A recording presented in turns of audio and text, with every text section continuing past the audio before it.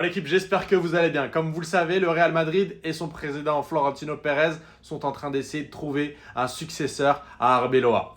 Donc aujourd'hui, on va faire comme si on faisait partie du board et qu'on avait notre mot à dire pour trouver le prochain entraîneur de la Casablanca.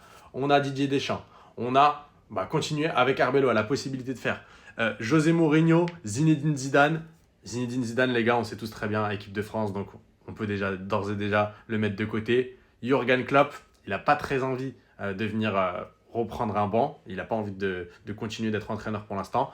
Pochettino, moi je le mets d'ores et déjà de côté parce qu'avec le PSG, Tottenham, il a déjà prouvé que, en vrai, il n'est pas trop. C'est pas l'homme de la situation pour ce genre de défi.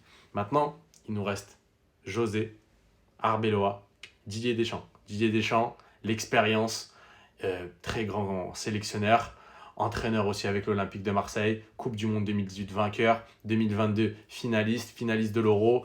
Il sait mener ses hommes, il sait mener un groupe et faire en sorte que tout le monde tire dans le même sens, qu'il n'y ait pas vraiment d'ego surdimensionné. Donc il peut gérer.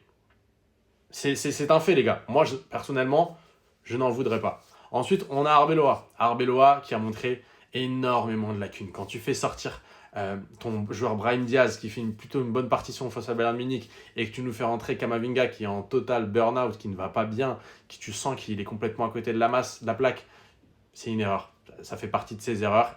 C'est trop tôt pour lui. Jamais Arbeloa n'aurait été entraîneur de la Casablanca s'il n'était pas espagnol et ancien joueur du Real Madrid. J'allais dire légende, mais je me suis un peu enflammé. José Mourinho qui fait du bon boulot avec Benfica, qui a l'air d'avoir retrouvé un élan dans sa carrière et qui semble vraiment être le profil le plus approprié. Il connaît le Real Madrid, il connaît les enjeux, il connaît le championnat espagnol, il connaît gérer un gros vestiaire avec un gros ego. C'est un entraîneur charismatique qui a une vision, qui sait entraîner. Donc dites-moi ce que vous en pensez en commentaire. Moi, j'opterai pour José Mourinho. On en débat ensemble et dans le respect, bien évidemment.